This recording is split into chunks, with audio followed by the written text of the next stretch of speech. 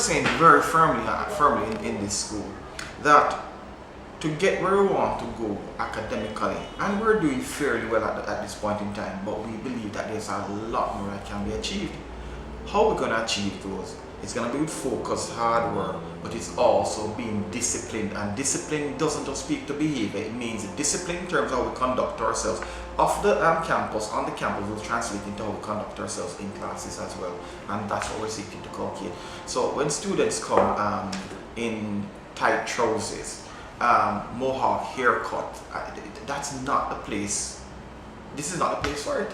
Look, I don't know where this tight trousers thing come from, yeah, or the architect of that. But one thing we're clear about: it's not for school. It is not for school.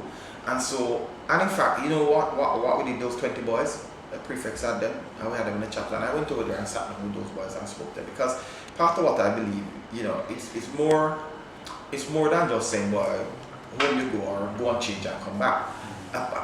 We want to get into their head to think about what it is they're doing. And I sat down over there with them and I spoke to them and said, gentlemen, let's just talk about what's going on here. We have to stand up and be able to say to our young men, that is incorrect. Being a man doesn't mean your trousers have to be halfway down you. Being a man doesn't mean that you have to have bling all over you. Being a man is doing what is right, ensuring that you get your education sorted out, and then going to be able to take care of yourself, of your family, and contribute to society. That is what being a man is about.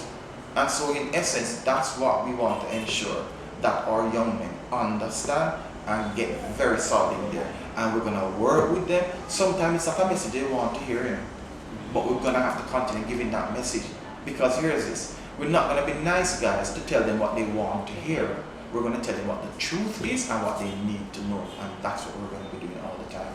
We like to be clear and speak very openly that if it comes to a point that we have to take action, no one can say, oh, I didn't hear, you never said.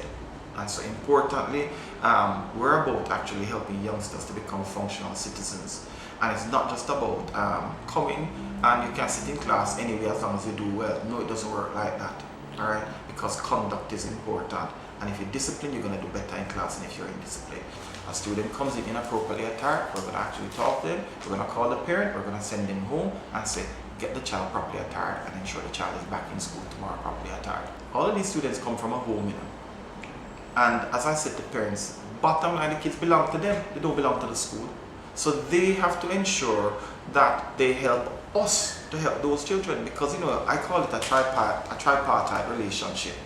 School, parents, students, the three of us working together to ensure that the goals for the student is achieved, the goals for the school is achieved, and the parents' goals achieved, that they find that they have a youngster who develops well and actually becomes what they really want them to be. Every one of us have to be vigilant about what is going on in the school as well. It can't be the principal, the vice principal, the dean of student affairs. It must be a whole school approach, which includes parents becoming part of the whole school process.